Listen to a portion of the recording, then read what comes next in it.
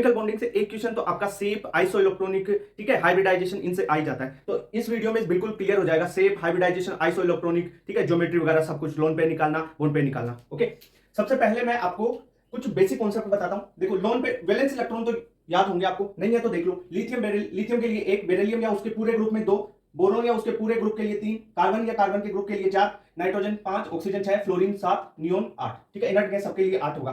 Fluorine, chlorine, bromine, iodine सबके लिए सात होगा वैलेंस इलेक्ट्रॉन, ठीक है। वैलेंस इलेक्ट्रॉन निकालना गया। अब आ जाओ, ट्रिक है हाइब्रिडाइजेशन निकालने की। Total number of valence electron बटा 8 कर दो। टोटल वैलेंस इलेक्ट्रॉन, देखो वैलेंस इलेक्ट्रॉन ये है, हर एटम का अब आपको पता है, इससे निकाल सकते हो, ठीक है।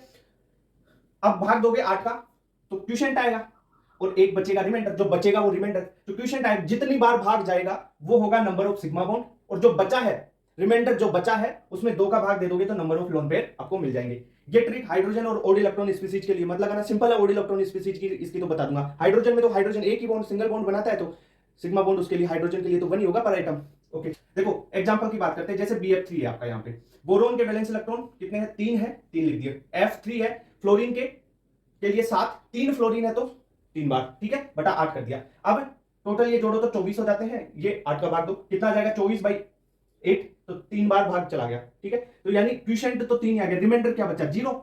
तो ये 3 यहां पे सिग्मा बॉन्ड हो गए इसके फ्लोरीन के साथ। वैसे देखो, जो ब्रोमीन, जो ये बोरोन है, उसके साथ फ्लोरीन 3 सिग्मा बॉन्ड बना रहा है। अब देखो, सिग्मा बॉन्ड और लोन पेयर अगर 2 हो तो हाइब्रिडाइजेशन sp होगी, 3 होंगे तो हाइब्रिडाइजेशन sp2, 4 है तो sp3, 5 है तो sp3d, 6 है तो sp3d2 और 7 है तो sp3d3 होगी हाइब्रिडाइजेशन, ठीक है। यहां पे 3 सिग्मा बॉन्ड यानी इसकी हाइब्रिडाइजेशन sp2 हो गई।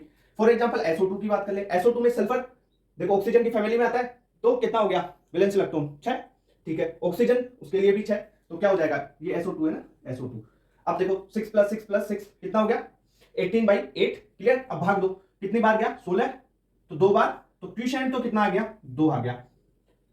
अब रिमाइंडर कितना बचा? देखो 2 बार भाग गया तो 16 बचा, कितना? 18 - 16 तो 2, ठीक है, बचे कितने? 2। तो ये तो तुम्हारा सिग्मा बॉन्ड आ गई। अब 2 बचे, रिमाइंडर बटा 2 करते हैं अपन, क्या करते हैं? रिमाइंडर बटा 2, जो बचे बटा 2, तो 1 आ गया आपके पास लोन पेयर, यानी 2 तो सिग्मा बॉन्ड आ गए, 1 आ गया lone pair. Sigma bond plus lone pair check करना है, दोनों कितने हैं? 3 है, 2 + 1 3 है, तो ये भी sp2 होगा, क्लियर बात। अब आपको इसकी हाइब्रिडाइजेशन निकालना गया।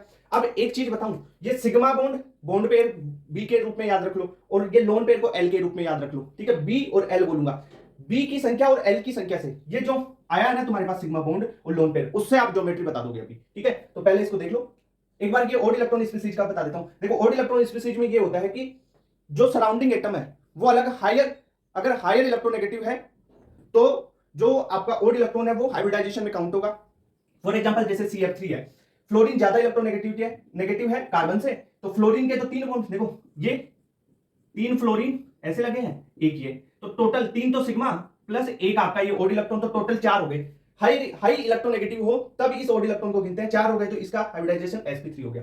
पर हाइड्रोजन कम इलेक्ट्रोनेगेटिव है कार्बन से, तो इसको नहीं गिनेंगे, तो ओड इलेक्ट्रॉन को नहीं गिनेंगे। अब इसके 3 सिग्मा बॉन्ड ही रह जाएंगे, CH3 के 3 सिग्मा बॉन्ड ही रह जाएंगे, तो इसकी हाइब्रिडाइजेशन sp2 रह जाएगी, क्लियर बात। ओके, अब शेप देखते हैं। अब देखो शेप निकालना बिल्कुल सिंपल हो गया, आपको मैंने सिखा दिया कि सिग्मा बॉन्ड यानी बी कैसे निकालोगे, और लोन पेयर के लिए एल शब्द यूज करूंगा। बी है सिग्मा बॉन्ड आपने जो निकाले, और एल है लोन पेयर, पाई बॉन्ड नहीं है, सिग्मा बॉन्ड, ठीक है। तो एम तो जो मेटल या जो भी एलिमेंट है सेंट्रल वो हो जाएगा, और बी क्या है? बॉन्ड, सिग्मा बॉन्ड, और एल क्या है? Lone pair. अगर 2 बॉन्ड हो और लोन पेयर 0 हो, तो यानी देखो एम और ये आपका बी और ये आपका बी ऐसे जुड़ेगा, यानी लीनियर हो जाएगा।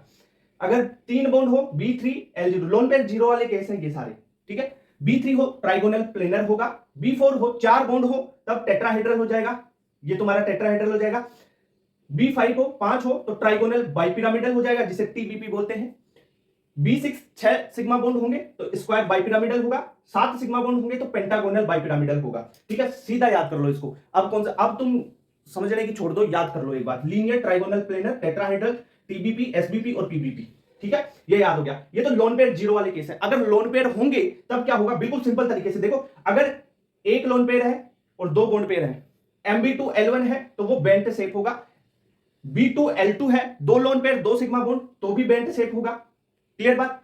अगर B2 है और L3 3 लोन पेयर आ गए तब वो लीनियर हो जाएगा। देखो मैंने इस केस को किस तरीके से इसको आपको याद रखने लायक बनाया है। B2 है, 2 बॉन्ड पेयर है, लोन पेयर 1 आ गया, 2 आ गया, बेंट रहेगा, 3 लोन पेयर आ गए तो लीनियर हो जाएगा शेप। ठीक है, क्लियर बात? ओके। MB2L3, अब देखो 3 है बोन पेयर, उसके केस में देखो अगर 2 लोन पेयर है तो बेंट शेप होगा, बेंट टी शेप। अगर 1 लोन पेयर है तो ट्राइगोनल पिरामिडल होगा। ओके, ऐसे टुकड़ों में याद करोगे तब याद होगा, पूरा एक साथ याद करोगे नहीं होगा। ऐसे देखो MB2L1 L2 L3 के केस बना दिए ये 3, फिर ये B3 के केस बना लिए L1 L2 के रूप में लिख लो इसको, है ना। और अब B4 के केस देखो 2, B4L1 सीसो होता है, B4L2 स्क्वायर प्लेनर होता है। देखो B4 वाले तो सीसो और स्क्वायर प्लेनर यानी एस से ही हो रहे हैं दोनों।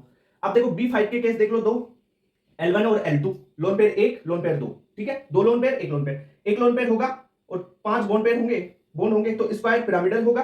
ठीक है, B5L2 यानी 5 तो सिग्मा बॉन्ड है, 2 लोन पेयर है तो पेंटागोनल प्लेनर होगा। अगर B6L1 है, 6 तो बॉन्ड है और 1 लोन पेयर है तो उसे डिस्टॉर्टेड ऑक्टाहेड्रल बोलेंगे। ठीक है, एनसीईआरटी में एक चीज और दे रखी है, जैसे मैं बात करूं trigonal bipyramidal, TBP shape, TBP trigonal bipyramidal ऐसा होगा। ठीक है, ट्राइगोनल बाइपिरामिडल। अब इसमें ही वेरिएंट आ जाए, मतलब ये शेप रही, ये ज्योमेट्री है, अब इसमें जो लोन पेयर बनेगा ना वो इक्विटोरियल पोजीशन पे आएगा। ये है इसकी इक्विटोरियल पोजीशन, इन पोजीशंस पे लोन पेयर ऑक्यूपाई होगा रिपल्सन के कारण, बोन पेयर और लोन पेयर, बोन पेयर और लोन पेयर रिपल्शन के कारण ये किस पे रहेगा, इक्विटोरियल पोजीशन पे। फॉर एग्जांपल जैसे AB4L1 की बात करूं, पेरेंट ज्योमेट्री है ये, तो ये पेरेंट ज्योमेट्री, ठीक है, पेरेंट ज्योमेट्री की बात कर रहा हूं वो तो। अब उसमें AB4L1 बन गया, मतलब B4L1 है, 1 लोन पेयर है, ये इस पे आ गया, इक्विटोरियल पोजीशन पे आ गया, और 4 ये बी तुम्हारे लग गए। AB2L3 है, बी है, 2 बी यहां पे रहेंगे। देखो बोन पेयर को आपको इक्विटोरियल पे नहीं लाना है, पहले किसको लाओगे, ये देखो लोन पेयर तीनों इक्विटोरियल पोजीशन पे ऐसे। ठीक है, AB3L2 में भी देखो इक्विटोरियल पोजीशन पे रहेंगे। अब ये सर ऐसे टिल्ट क्यों गया भाई, रिपल्सन भी तो करेगा इधर से, समझ रहा है, तो टिल्ट हो जाएगा ना। AB2L3 देख ले सेट, ए देखो तेरे को B2L3, समझ में, प्योर एनसीईआरटी की लैंग्वेज है। देखो एनसीईआरटी मैंने यहां पे एम लिख दिया, एनसीईआरटी में ए लिख रखा है, कोई दिक्कत नहीं उससे भाई, एम लिखो या ए लिखो, ठीक है।